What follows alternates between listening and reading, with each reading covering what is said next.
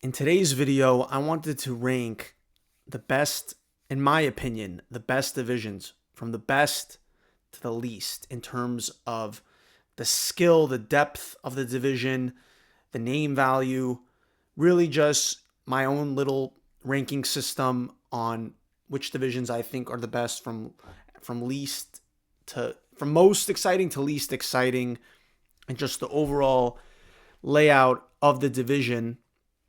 And again, just a disclaimer for people that have checked my videos a couple of times or anyone that's new checking out my videos. I go by the name of Amari, and I just come from the perspective of someone who has fallen in love with the sport from about over a year ago. I am not by no means a pro or have this extensive amount of knowledge on the UFC. I am not a guy that goes in deep with like picks and stuff. I'm just someone simply who likes to discuss, have thoughts, opinions, and reactions to the sport as someone who has only fallen in love with the sport recently and someone who has become much more involved in the sport over the last year and a half. Someone who just is part of this new wave of fans as the UFC has grown in popularity tremendously over the last 2 years and is bigger than ever. So that's just the kind of perspective I try to bring from in my channel. So just want to get that out there. But anyways, let me start by discussing the first and best division in my opinion in the UFC, and that is without a doubt the UFC lightweight division.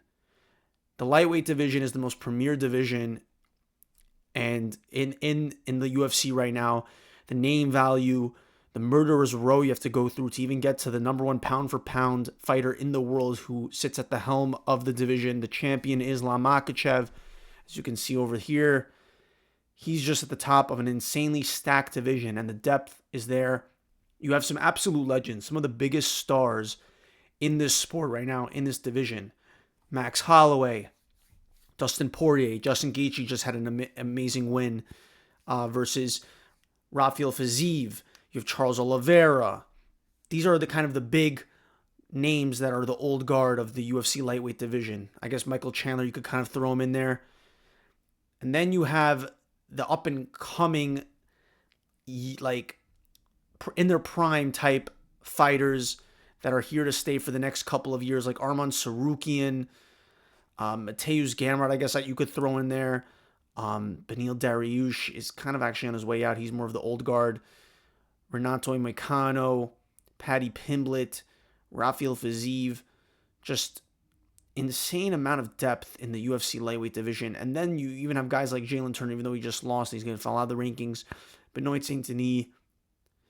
There's even the unranked guys like Mauricio Ruffy and Yoel Alvarez, and Ignacio Bahamondes is now going to be entering the rankings. These are just guys that aren't even in the full 15 yet in this picture. But it's just crazy, the lightweight division. And now you're going to add Ilia Topuria into the equation.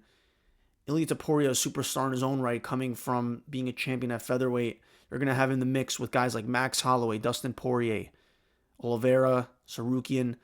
The possibilities are endless with the matchups in the UFC lightweight division. And it's going to be interesting to see in the next couple months how the UFC proceeds with matchmaking. With Dustin Poirier's last fight, will it be versus Max Holloway? Will they do Charles versus Ilya? Will they do Ilya versus Islam? Will they do a Charles rematch? And there's just so much to do, but ultimately lightweight is just the most stacked division at the moment in terms of the name value, the up-and-coming talent in the division, and just the main rotational guys within the rankings. Just some real killers that you got to get through to get to a title shot even. So that is my number one division, the most premier division at lightweight. It's going to be insane when Ilya, whatever they do. Then you got, in my second, the best division, in my opinion, is welterweight. I think that welterweight is also just insanely stacked with the top 15 in the rankings right now. Leon Edwards, I think he's going to be on his way out from that number one contender spot, but Leon Edwards was a good champion. Shavkat Rakhmonov what is he, 18-0 now? 18-0. In his last fight, he looked a little more human against Ian Gary, but Shavkat's a real killer, and I really think he's a strong chance to dethrone Bilal Muhammad when we finally get to see that. If Jack Della Maddalena happens to get a home run first and gets the title, but I mean, right now it's just disgusting for me to see Bilal Muhammad in that picture as the champion of the division. I need him to go ASAP. So hopefully Shavkat Rakhmonov is the man to do it, the real boogeyman of the division. We all know the name Kamaru Usman, one of the biggest names, not just in the division but in the sport. He had an insane title reign and probably is going to go down as a top 3 welterweight of all time. We don't know where he is currently. We really don't know, but Kamaru should be returning later this year, I would imagine. It's already been over a year. We haven't seen him since the Khamzat fight when he took it on short notice. Understandably so he could get back on track. He's lost his last 3 in a row, I think. He lost back-to-back versus Leon and then lost to Khamzat Chimaev. I think Kamaru Usman's next fight is going to be versus Joaquin Buckley. I strongly believe that. Hopefully it's on a pay-per-view. Jack Della Maddalena has been in the top 10 for a while now and is getting his title shot versus Bilal at UFC 315. He's an elite guy. Sean Brady, 16-1. His only loss is to Bilal Muhammad. So that is not a terrible loss at all. That's his only loss to the champion of the division, the current champion. He's a really good fighter in this division. Sean Brady, he's fighting Leon Edwards in like 2 weeks. Joaquin Buckley had an amazing 2024, went 4-0. He has had this incredible resurgence in his career. His last fight coming off the win versus Colby Covington. Ian Gary, respectable loss to Shavkat to lose his 0. He's no longer undefeated, but took that fight on short notice and still almost literally choked out Shavkat and could have stunned everyone. So Gilbert Burns, kind of a gatekeeper at this point. He's going up against Michael Morales, who sits at number 12. Michael Morales is another undefeated welterweight prospect. Jeff Neal, Colby Covington still hanging in the rankings. He's got some name value as being the old guard, Colby that is. And then Carlos Prates, Michael Morales, 2 just red hot contenders coming up in the rankings. Carlos Prates is insane. Michael Morales, Michael Venom Page, even Vicente Luque at the bottom. He had a good, impressive bounce back win. Just welterweights also incredibly stacked with a couple of the big guys that have been in division for a while, and then a lot of up and coming talent. I think some of the most promising up and coming talent is the welterweight division. Then next has to be bantamweight. Some people would argue that in their second best division in front of welterweight. I mean, the skills are just incredible in this division. Sean O'Malley, Merab Dvalishvili, an absolute freak at the top of the division, just cardio machine. He's just sensational in his durability and his stamina. Sean O'Malley, one of the best strikers, incredible boxer. Peter Yan, also like one of the most skilled guys in the UFC, period. Umar Nurmagomedov is a special kind of fighter, even with that wrestling heavy style. Corey Sanhagen is always fun to watch with his skills, striking. Figueiredo, Song Yadong, Marlon Vera, Henry Cejudo, and Mario Batista. And Jose Aldo. Jose Aldo, a legend. Yeah, I mean, that top 10 is really crazy in the bantamweight division. But definitely really skilled division. And then what would I say next? I'd probably say featherweight. I think featherweight also. Featherweight before middleweight, because just a lot more going on with the featherweight rankings. I mean, Max Holloway is going to be out of that, but Volk, Lopez, Movsar Evloev, Yair Rodriguez, Brian Ortega, Arnold Allen, Josh Emmett, Aljamain Sterling, a great bunch of characters in the featherweight division. Gene Silva is going to be insane in this division. He's an up-and-coming talent to enter the rankings. He'll hopefully bounce out of the rankings. Bryce Mitchell, and then you got Leroy Murphy, featherweight. And I would say after that, middleweight, Dricus, Nasruddin, Sean, Khamzat, Israel, of course, the legend, Robert Whittaker.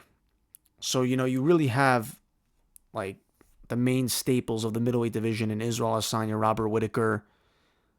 Jared Cannonier is an old head. The up-and-comers like Kyle Baralio, Anthony Hernandez. Then you got guys rotating around it. Roman Dolidze, Brendan Allen.